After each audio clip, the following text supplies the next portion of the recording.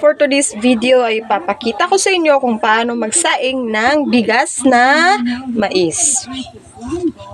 Una ay, ito yung ano natin. Magpapakulo muna tayo ng tubig. Since kulo na yung tubig natin, kunin na natin yung ating bigas na mais. Punta tayo sa bigas na mais. Ito ang ating bigas na mais, guys. Ito siya. Bigas na mais natin.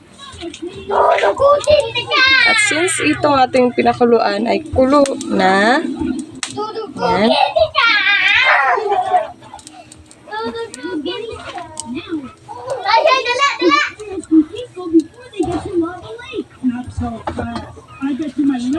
Kuha muna tayo ng ano, tay-tay. Para pumasok yung mga alikabok doon. Sure. Yan. Saka natin to lalagyan ng to. Lagay natin sa dalawa. At kalahati.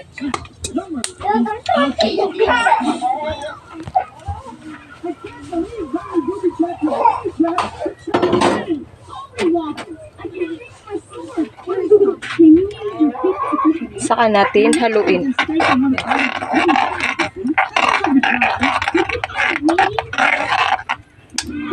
Sa pagluluto kasi ng mais, kailangan di talaga masyado marami yung bigas. Kasi kapag marami yung bigas, guys, hindi siya maluluto. Yung iba luto, yung iba hilaw. Dapat ganito lang. May tubig pa rin siya. May tubig pa rin na konti. Na siyang sisip-sipin ng bigas natin. Yan. Pabayaan lang hanggang sa kumulo. Yan. Mamaya ay makaano na yan. Babubbles na.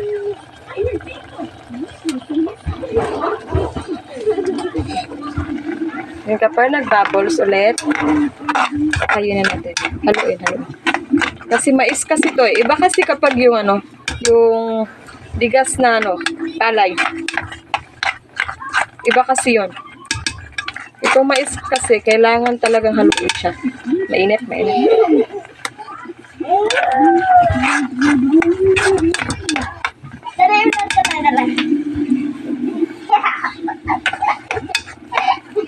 For sure, yung anak ko mamaya, mag-ano na naman siya, guys.